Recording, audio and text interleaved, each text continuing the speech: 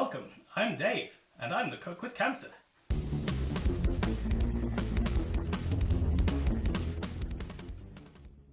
So, you've all seen the video, and some of you may have even worked out what Dave has been doing.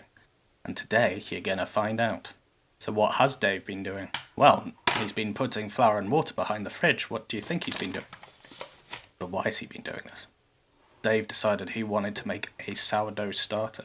He had 4 kilos of plain flour and 4 kilos of self-raising flour in the cupboard and couldn't justify getting any bread flour in as well. So he decided to have a go at making sourdough using just plain flour. And to do this, you just mix equal parts of water and flour every day. I use 2 ounces of plain flour and water every day. As long as you do equal parts, it doesn't matter.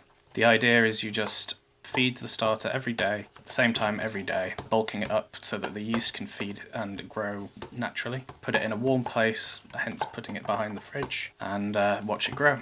As it progresses throughout the days, once you've got a good bulk, you want to start discarding half of the mixture before you add your new flour and water. This just allows the yeast to grow easier as it has access to more food. So you repeat this day on day. Add water, add flour, mix, put it up behind the fridge. And eventually when the starter is ripe, you'll add your food, and a few hours later the starter should have doubled in size. This is a good sign of a nice ripe starter. This could take a couple of weeks. Every starter is different, and it all depends on the conditions in your kitchen. You want the starter to get all nice and bubbly and start smelling sour. So once you've got your starter, what are you going to do with it? Well, a sensible thing would be to make bread. I want to thank Emilie Raffa from The Clever Carrot for this recipe. You want to start your bread making the night before you want to have your bread. To begin with, you want to mix 50 grams of starter and 165 grams of water. At this point, you can do the float test. Basically, if your starter is ready, it will float in the water. So whisk the two together. Then you want to add 5 grams of salt and 250 grams of flour and give it a good mix. You then want to cover the bowl with a damp towel for 30 minutes at room temperature. Then this is a little bit of a difficult bit. You want to come back to it and adjust it so that it feels right. Now, I'm no baker, so I don't really know what feels right is. But you want to adjust the dough until it's soft but not sticky. You can do this by adding 1 tablespoon of flour or 1 tablespoon of water at a time. Once you've done this, you want to cover the bowl with a damp towel overnight for 10 to 12 hours. This is the bulk rise. The following morning, you want to get up nice and early to get prepared. So you can see I'm in my dressing gown. You want to start by preparing a bowl for moulding the bread. Put a cloth in it and dust it with flour. Then you want to flour the worktop, and then you want to transfer the dough from the bowl onto the work surface. Be careful when you do this. As you can see, I have some regret. And I had to get my beautiful assistant to help.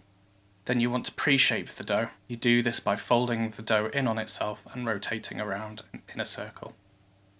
You then want to flip it onto its seam using a bench scraper.